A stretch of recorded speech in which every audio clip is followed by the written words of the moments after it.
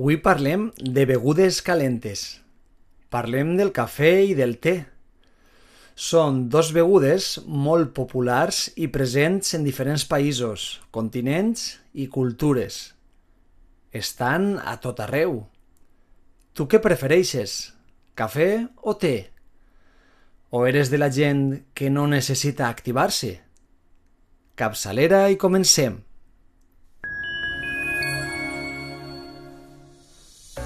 Hola de nou, estàs en Valencià en veu alta, el canal on t'ajudaré a parlar valencià amb fluïdesa, pas a pas, des del primer dia. Avui vas a escoltar un podcast per a millorar la teua capacitat auditiva i la teua comprensió. Parlarem de les que són, potser, unes de les begudes més populars a tot el món. Begudes que estan a casa, en el treball, en els bars i en les cafeteries. Moltes persones tenen una preferència clara. Altres persones gaudeixen les dues opcions. I hi ha gent que cap de les dos. Cada beguda té el seu sabor, té el seu aroma, té el seu efecte. Cada persona busca una sensació diferent. El cafè té un aroma fort, té un sabor intens i té energia. Moltes persones comencen el dia amb cafè. Necessiten eixe impuls, necessiten eixe despertar ràpid. El cafè activa la ment i el cos, activa la concentració. Una tassa de cafè crea un moment especial, un moment de pausa, un moment de calma abans del dia, o un moment d'energia a meitat del matí. Hi ha diferents tipus de cafè. Hi ha cafè sol, amb llet, tallat, americà. Hi ha cafè expresso i també cafè fred. Cada estil té una textura, una intensitat i sobretot té una personalitat. Algunes persones gaudeixen un cafè fort. Altres persones prefereixen un cafè suau. Altres persones busquen un cafè dolç. El cafè s'adapta a molts gustos. Però el cafè també té un costat difícil. A vegades crea nervis, a vegades accelera el cor, pot afectar el son i altres vegades causa acidesa. No totes les persones toleren el cafè. No totes les persones gaudeixen eixa energia tan ràpida. Algunes persones necessiten una beguda més suau, una beguda més tranquil·la. El te és diferent. El te té un aroma més lleuger, té un sabor més suau i en general un efecte més lent. Existeixen diversos tipus de te i cada un té les seues característiques. Hi ha te negre, te verd, te roig, te blanc. Cada tipus té un color, un aroma, un sabor i un efecte. El te verd dona claretat.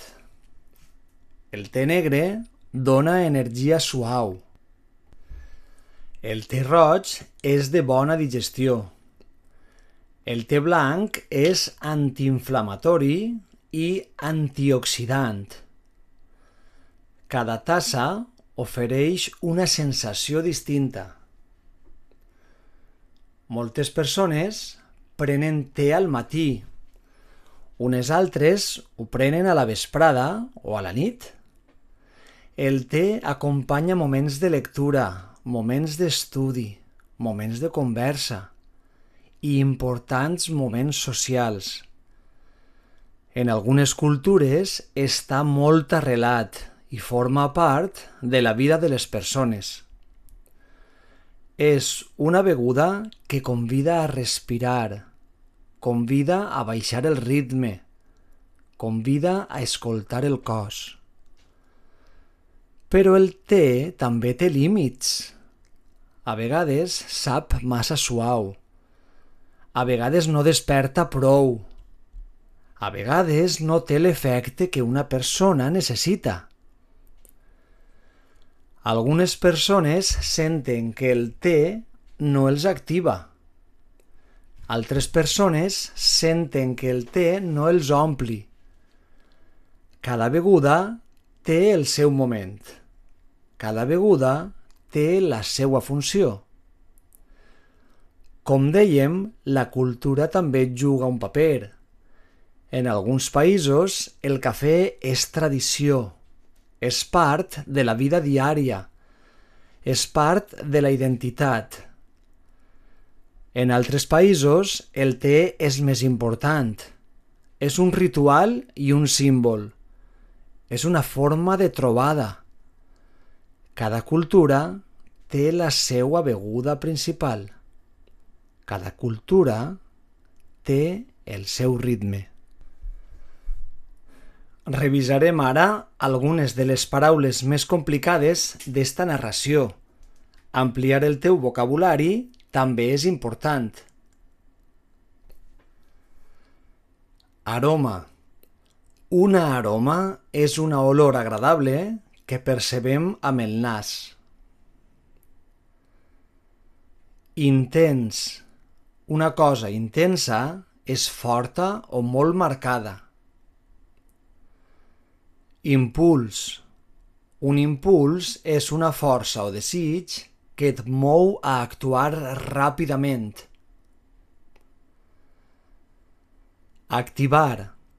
Activar és posar alguna cosa en funcionament o fer-ho començar. Textura.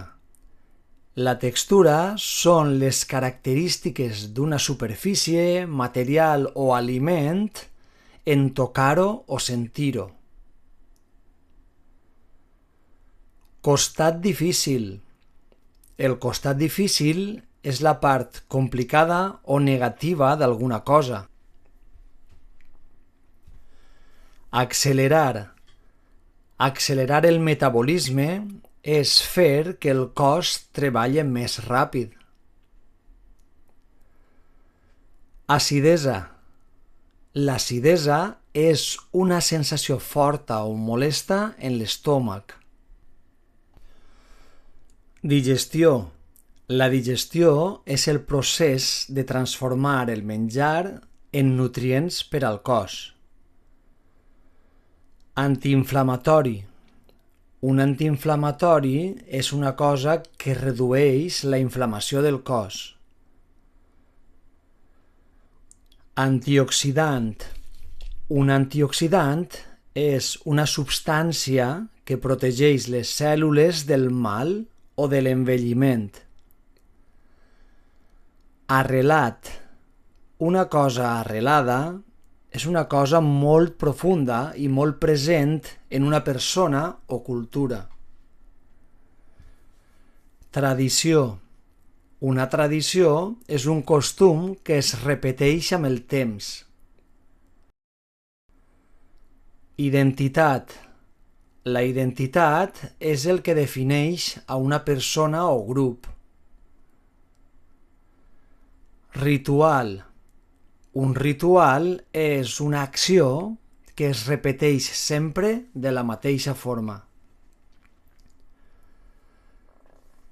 I ara pensa tu, què prefereixes? Cafè o te? Quina beguda t'acompanya millor en el teu dia? Quina aroma et dona més calma? Quin sabor et dona més energia? Quin moment del dia demana una tassa calenta? Pots dir les teues idees en veu alta o escriure-les en un quadern. Pensar en els teus gustos també és una manera de conèixer-te millor i una manera de practicar valencià. Si vols aprendre més, torna a escoltar-me. Segur que entens més coses que la primera vegada. I és ideal escoltar-ho per tercera vegada seguint el text. Així acabaràs de dominar tots els detalls. Si t'atreveixes, intenta aplicar la tècnica de la imitació simultània, llegint en veu alta el text quasi al mateix temps que jo. Gràcies per escoltar Valencià en veu alta. Podràs trobar més podcasts al canal i també trobaràs altres vídeos per a practicar la imitació del valencià real per al dia a dia. El teu treball diari te farà millorar pas a pas des del principi. Cuida't i parla en valencià.